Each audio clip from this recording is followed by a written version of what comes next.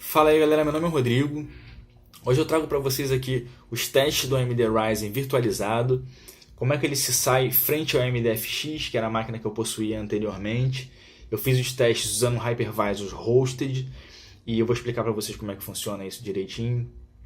Fiz alguns testes, alguns benchmarks entre eles, virtualizados, em ambiente virtualizado. Comparei ali o Debian com o Windows Server.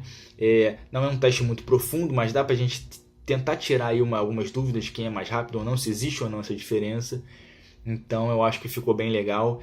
E lembrando que para mim a virtualização é uma das coisas mais importantes que o processador tem hoje em dia, porque eu trabalho com infraestrutura, e quem trabalha com TI, com infraestrutura, com administração de redes, com redes de computadores em geral, provavelmente já se deparou aí com ambientes virtualizados.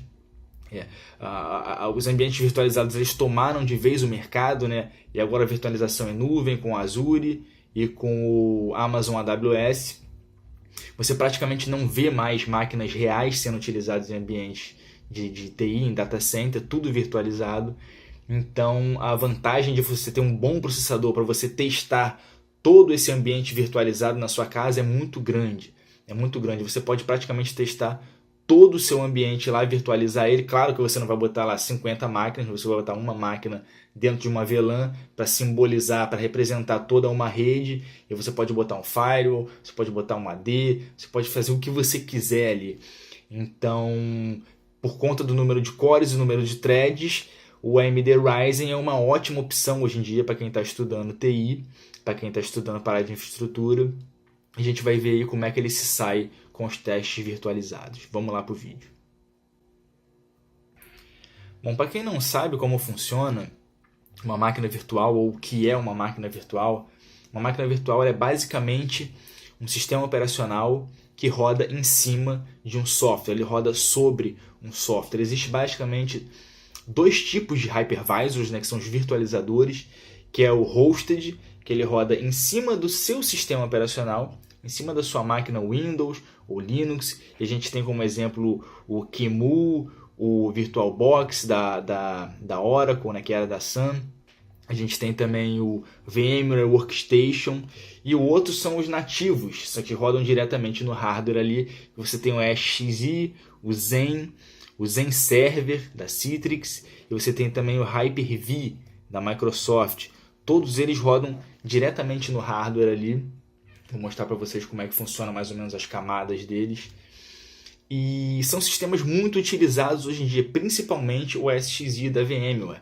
Ele roda ali nativamente no teu hardware e eles utilizam lá as instruções, né, de virtualização da AMD e da Intel. A AMD, por exemplo, tem o AMD-V, que são os principais, esses aqui é o AMD-V, e o Intel VTX.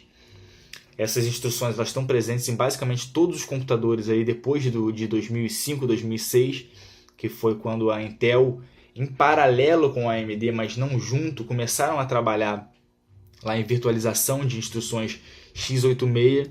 Lembrando que já nos anos 90 a VMware tinha algumas soluções, mas que não funcionavam muito bem.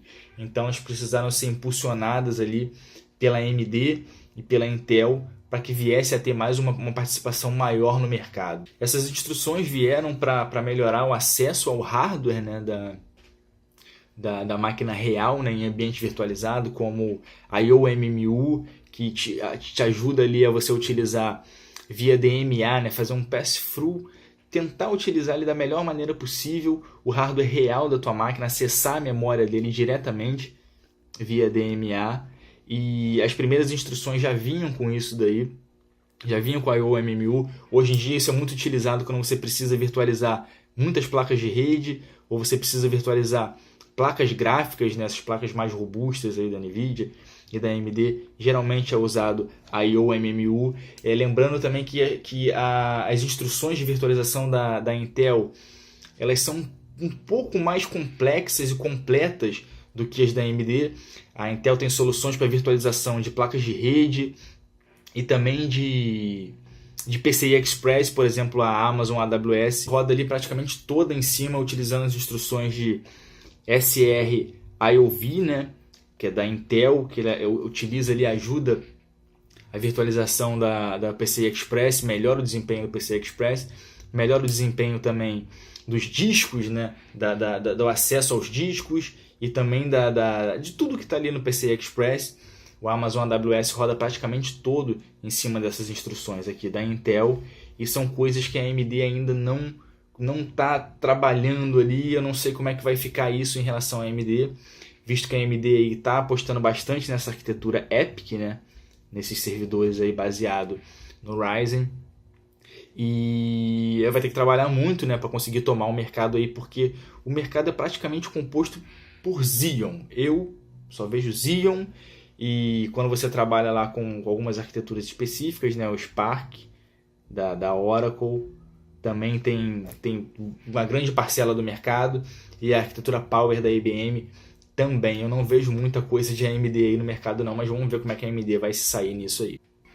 As vantagens da virtualização são muitas, são inúmeras, para o cara que estuda, desde o cara que estuda infraestrutura em casa, que ele quer virtualizar ali um ambiente pequeno, com firewall, com banco de dados, com algumas VLANs, com roteamento, até para um ambiente virtualizado gigante, onde o cara tem lá várias máquinas, vários hypervisors, ele tem cluster, ele tem um storage separado lá, interligado com as VMs dele, onde ele pode fazer a movimentação das máquinas virtuais com o vMotion, por exemplo, utilizando o SXI. Você move a máquina ali em tempo real, você tem cluster, se uma máquina cai, a outra levanta, praticamente imediato, né? Melhorando ali a interoperabilidade do seu sistema, a confiabilidade dele, porque o sistema vai estar praticamente sempre no ar. Então a virtualização ela te traz várias vantagens. Quando uma máquina virtual ela dá um problema, isso não afeta a sua máquina virtual, ela afeta somente aquela máquina ali. Tem o fato de você conseguir fazer snapshots, né, que são fotos da máquina. Por exemplo, vamos supor que você está utilizando um Linux, se você vai atualizar um pacote, você faz um snapshot daquela máquina ali. Então, se alguma coisa der errado, se parar de funcionar e você precisar daquilo ali funcionando rapidamente, é só você voltar à configuração anterior. Você vai fazer um update lá no teu Windows Server e por acaso deu algum bug, você volta ao snapshot anterior. E isso é uma vantagem tremenda. Por isso, por conta dessas inúmeras vantagens, que a virtualização tomou conta geral do mercado de infraestrutura. Não tinha como ser diferente. Então vamos lá para os testes. Eu coloquei aí, estou mostrando para vocês aí as configurações, tanto do AMD FX quanto do AMD Ryzen. São as mesmas configurações utilizadas anteriormente. Lembrando que essas comparações foram feitas no Windows Server, a mesma máquina Windows Server, rodando em ambas as configurações, rodando no Ryzen, rodando no AMD FX com o VirtualBox. Vou mostrar para vocês aqui também a configuração do VirtualBox, né, que eu usei 4 vCPUs, 4 processadores virtualizados, 8 GB de RAM, um HD de 60 GB, aceleração VTX da Intel e também AMD da AMD, utilizando o Oracle VirtualBox 5.1, que é um hypervisor hosted. Então a gente vai ver lá como é que eles se saíram. O primeiro teste é um teste bem básico. É a máquina virtual versus a máquina real, rodando o CPU-Z. Para vocês terem uma ideia ali, o azulzinho é a máquina real, rodando em multithread no CPU-Z, e o vermelhinho é a máquina virtual, rodando o CPU-Z com 4 threads. As configurações estão ali embaixo direitinho. Vocês podem ver ali que virtualizando os computadores, eles perdem mais ou menos 200 pontos ali. O Ryzen perdeu um pouco mais na virtualização. Isso pode variar de hypervisor para hypervisor. Quando você usa um hypervisor nativo, provavelmente essa perda vai ser muito menor, entendeu? Porque eles funcionam ali nativamente, diretamente no teu hardware, e o desempenho deles é um pouco melhor. Então esse teste aqui, esse primeiro teste, para você ter uma noção de como os processadores perdem um pouco do desempenho ali rodando em máquinas virtuais hosted. O segundo teste é o AMD FX overclockado com 4 threads contra o AMD Ryzen 4 threads. Vocês podem ver aí a diferença em single core e em multithread. A diferença é relativamente grande ali entre os dois. Então dá para ter uma noção aqui, né, de como é que eles se comportam individualmente dentro de cada sistema virtualizado. O próximo teste é o Geekbench, com 4 threads, os dois 8 GB, a mesma configuração, tudo.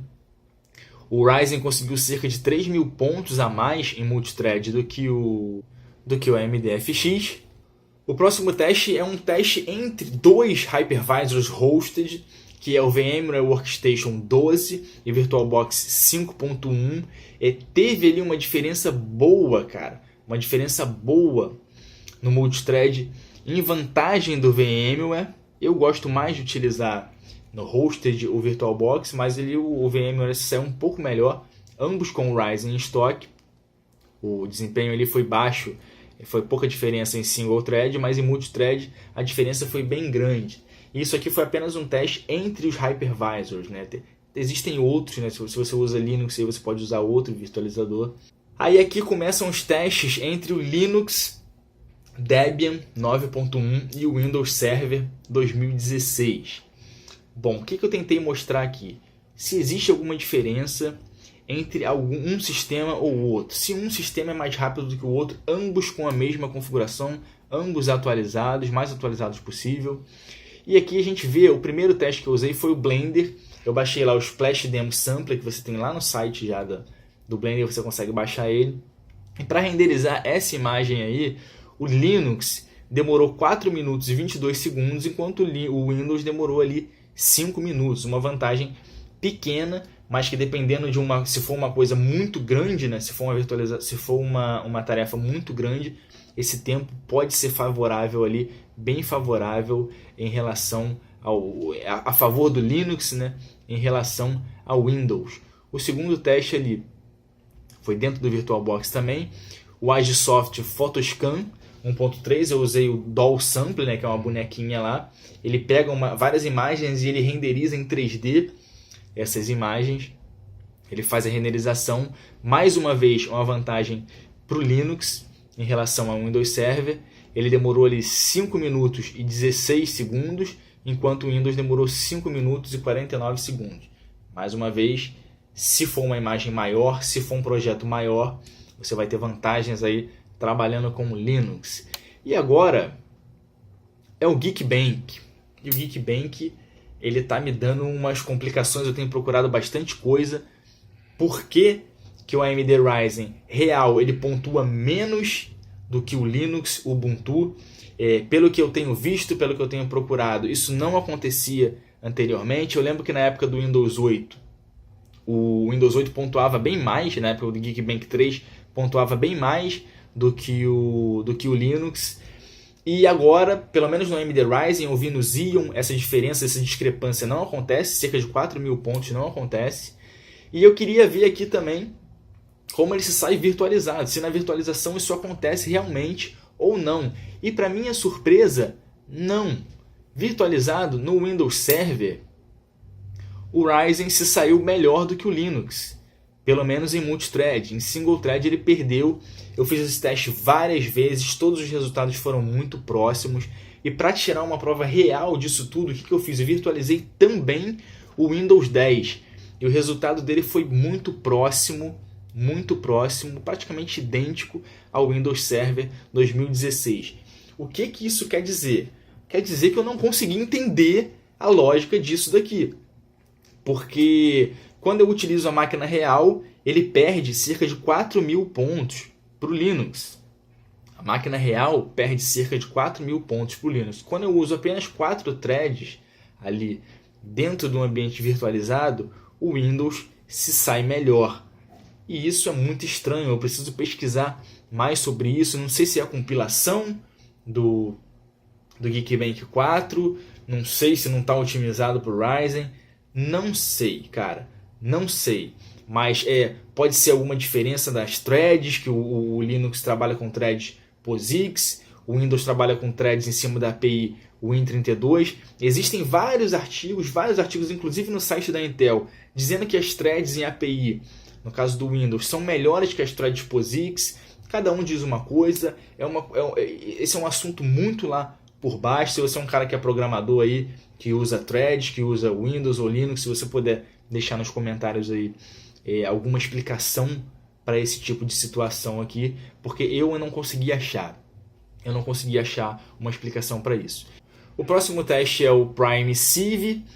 Ele utiliza ali alguma forma de encontrar números primos, mais ou menos como funciona o Prime 95. E a gente teve uma vantagem ali de apenas 1 segundo para o Windows, né? A vantagem dele em cima do Linux. E vamos lá para a conclusão de tudo isso, né? A gente pode ver com esses testes aqui que a virtualização hosted do AMD Ryzen, tanto em Linux, quanto em Windows Server, quanto em Windows Client, ela foi muito boa em relação ao AMD FX. Eu tive uma melhora significativa ali no funcionamento das máquinas virtuais, dentro das máquinas virtuais. Aconteceu esse imbróglio aí que eu não sei o que está acontecendo com o Geekbench, que ele se sai muito melhor, muito pior no Windows com a máquina real, mas ele se sai um pouco melhor ali você virtualizando. Eu realmente não consegui achar muita lógica para isso ainda. Se vocês puderem ajudar nisso aí, pesquisando, colocando aí a experiência de vocês. Mas o mais importante de tudo não é como o AMD Ryzen se saiu nesses testes. Por quê? Porque esses testes aqui tentam simular um ambiente de produção, onde você precisa da velocidade. Eu preciso que o Linux seja mais rápido que o Windows, eu preciso ter várias máquinas virtuais ali. E você provavelmente não vai usar o Ryzen num ambiente de produção, pelo menos eu acho que não, porque ele não tem ACC, as placas-mães dele não são placas-mães para servidores, né? Para isso a AMD vai lançar, e já lançou a arquitetura dela EPIC, que é totalmente voltada para servidores. Ele pode ser utilizado sim, mas eu colocaria um Xeon.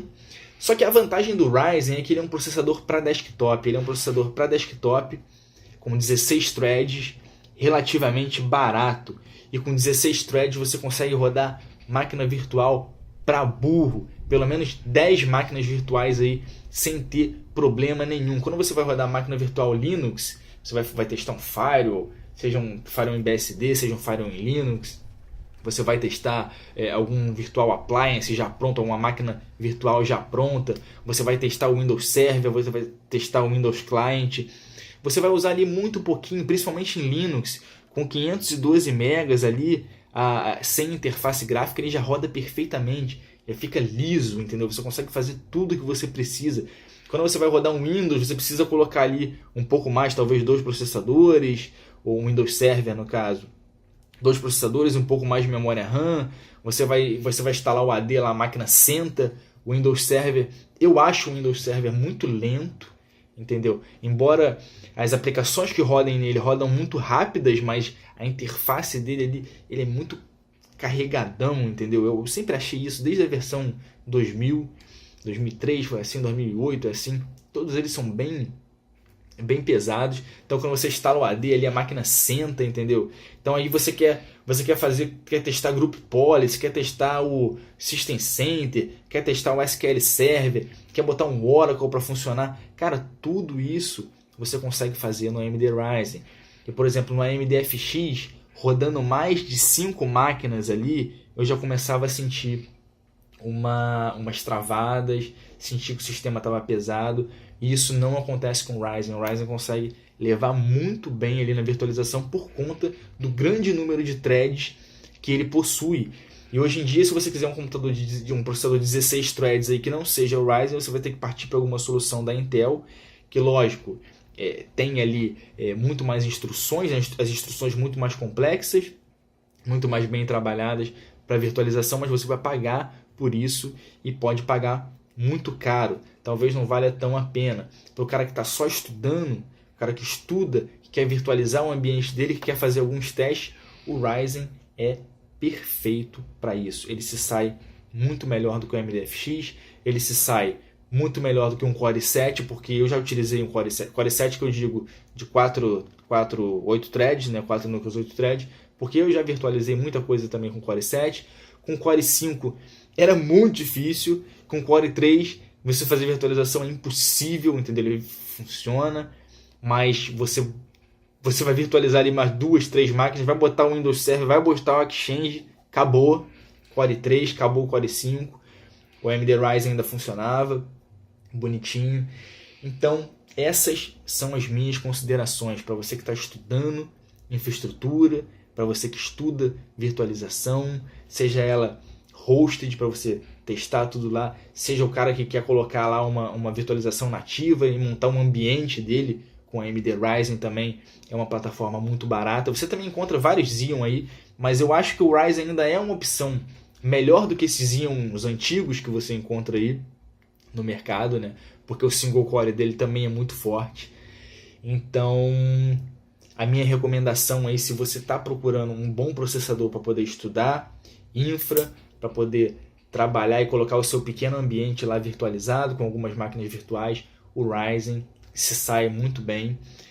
E é isso aí, pessoal. Espero que vocês tenham gostado do teste. Embora básico, deu para perceber que existe uma grande diferença entre o Ryzen e o FX, que já era um processador ali com 8 threads. E quem gostou, dá um curtir, se inscreve no canal. Dúvidas, se você tem alguma resposta, alguma solução, alguma teoria sobre o Geekbench, posta aí, poste seus testes com o Geekbench no Ryzen, máquina real e no Linux, para a gente ver se essas diferenças se aparecem em outras placas mães, porque eu não estou conseguindo achar solução para isso. Então, pessoal, valeu, um abraço aí, até a próxima.